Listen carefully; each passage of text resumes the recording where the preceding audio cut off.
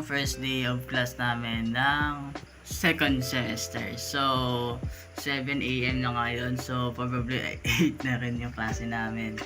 So, ayun, tulog pa yung pamangkin ko. So, maliligo lang tayo. Tapos nila kain. Okay.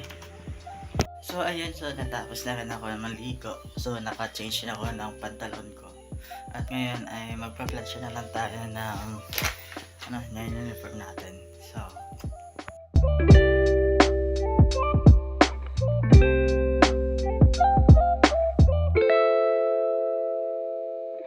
tapos ko lang na mag-plansya ng uniform ko. Ngayon naman ay mag-toothbrush tayo. Tapos aalis na rin tayo sa bahay.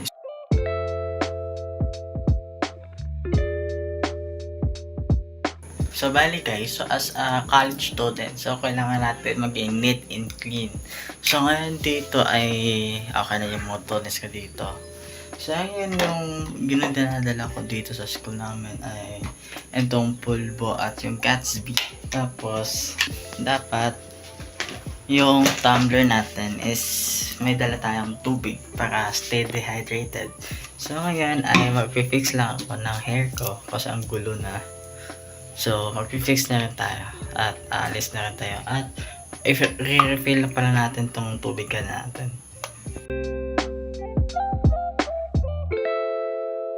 Mag-ano rin tayo ng ating school shoes. So, eto yung school shoes ko.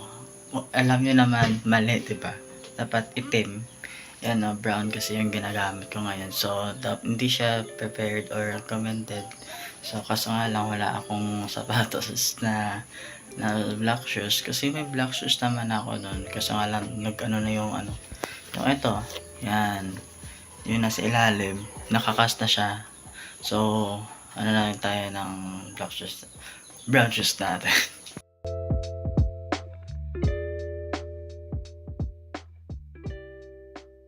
So, ayun ay aalis na tayo sa bahay dito. Alis na tayo sa bahay. Yay! Alis na rin tayo. At tapos nito may tubig na akong dala dito So, ibig sabihin mo na ngayon ay 8 a.m. yung schedule ko hanggang 12. Tapos, 12 hanggang 2 p.m. Yan. Makikita nyo sa screen nyo. Yan yung, makikita nyo yung screen nyo. Yan yung schedule ko. Mas. Tapos 2, 3. Pag 3, 2 to 4, may klase na naman agad kami. So, dito ay nakasakay na ako ng tricycle at on the way on school. So, malapit na ako sa school. Dito nga pala nagpaka yung kasabay ko na sumakay sa tricycle. So, bali ay katabi ko pala siya. Tapos dito ay pababa na ako ng tricycle kasi nandito na tayo sa school. So ayan, so babayad na lang kay mamang driver. So bali 20 pesos na yung pamasahe dyan. Dito ay papasok na ako sa campus. Nga pala yung home naman pala namin is malapit lang sa gate. So dito akala ko may pasok na kami pero hindi naman pala. Akala ko kasi late na ako, ilang 20 minutes na 30 minutes na akong late dito. Ayun, so akala ko may pasok na kami. Ayun, nagdali-dali na talaga ako, nagdali-dali ako pumunta sa room.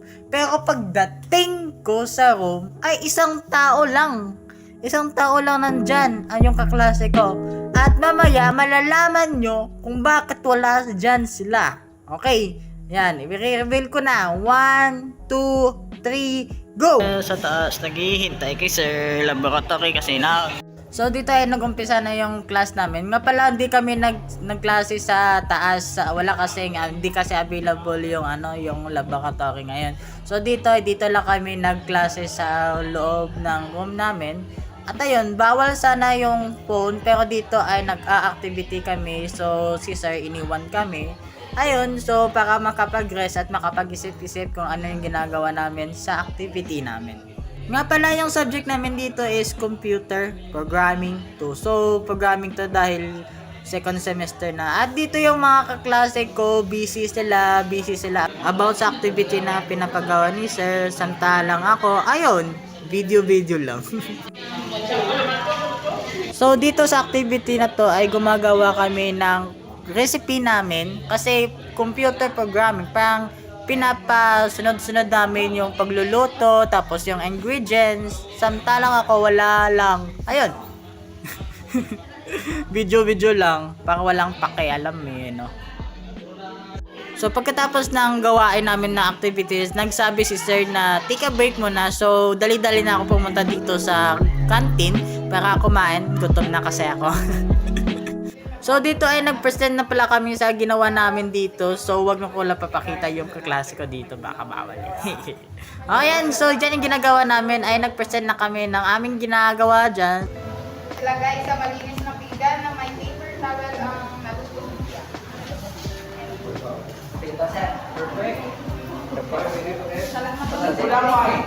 So dito ay natapos na rin yung kahababa ng klase namin. Nga pala dito ay lunch break na namin dito at pumunta na ako sa canteen para kumain kasama mga friends ko. Ayun sila dalawa. So bali pagkatapos ko dyan ay nag time lapse lang ako at pinapagawa yung mga class card ko.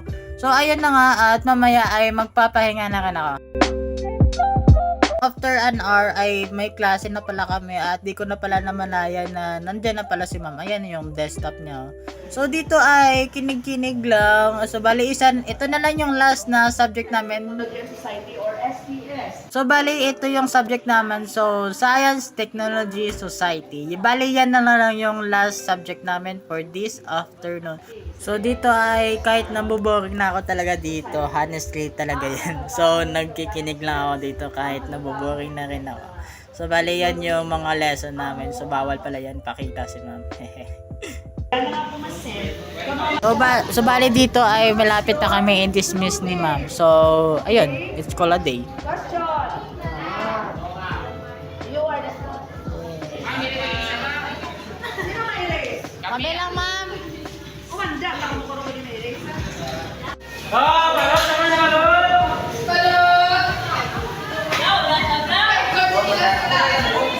So ayun na yun yung first week namin dito. So boring din naman. Pero number lesson we have.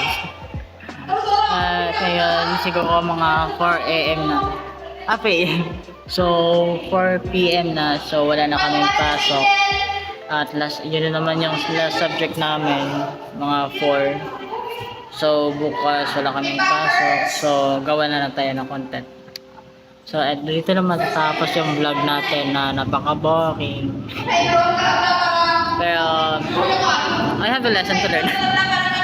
Okay, so comment down below kung kamusta naman yung first week nyo sa second semester or third grading nyo. At ayun. Bye-bye.